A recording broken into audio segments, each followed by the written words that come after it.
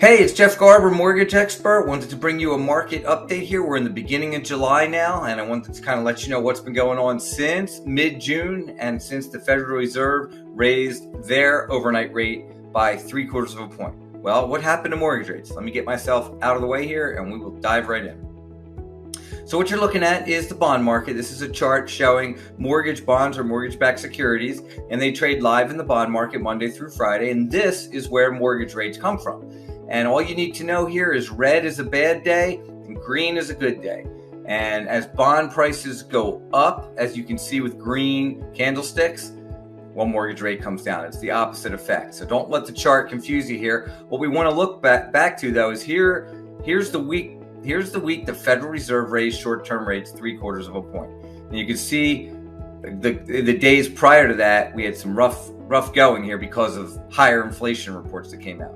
But since the Fed came in and raised their benchmark overnight rate by 3/4 of a point, 0.75%, well, mortgage rates didn't go up 3/4 of a point. In fact, mortgage rates came back down to where we were June 8th, a little bit before the hot inflation numbers came out.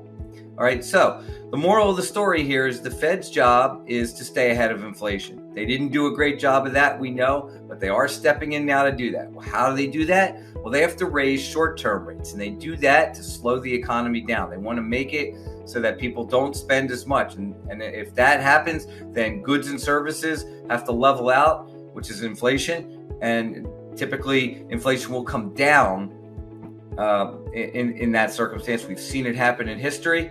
And the bond market is starting to say, hey, you know what? We're liking what the Fed's doing right now. They are taking the measures to possibly get ahead of inflation. So we're right now in this little bit of a period of a recovery in mortgage rates. Now, we are still back to the levels we were in June, and rates are definitely still higher. So we're not in a celebration mode yet, but it could have been a lot worse. If the Fed did not do what we needed them to do back on June 15th, all right, and bonds continued to sell off, well, look, rates could have just continued to get higher. Now, we've seen a lot of these head fakes so far, right, and what we're trying to do is lock people in at the best time we can, right, before the market changes and goes the other direction, because we aren't out of the woods yet.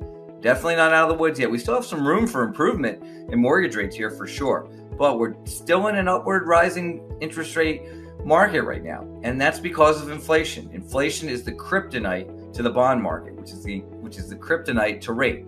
So we feel inflation will peak sometime in the fall, and hopefully late fall going into 23, we see rates stabilize and possibly come down. We see the next refi boom on the horizon. Now, what does that mean for housing and purchasing a property? I wouldn't wait.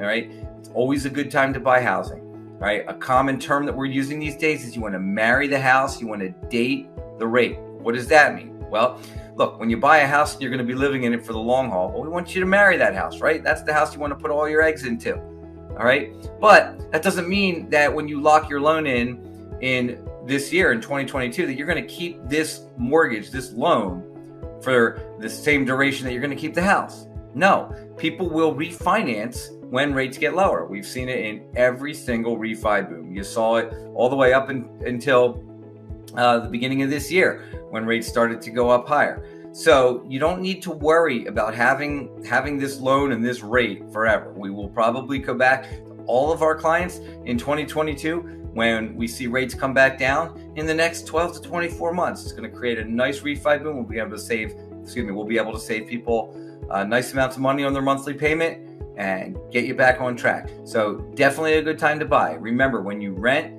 your interest rate on rent is 100%, right? None of that money goes anywhere for you. It goes into your landlord's pocket and he pays his mortgage with it, all right? Buying a home, good investment.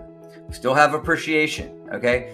Even though it's not 15%, if appreciation levels off to 3, 4, 5%, it's still appreciation. That is a great investment. And if you run the numbers on it, you'll see that your house grows quite nicely, adding 3% appreciation a year. Still makes it a great investment. And that's what we see happening. So jump off the sidelines.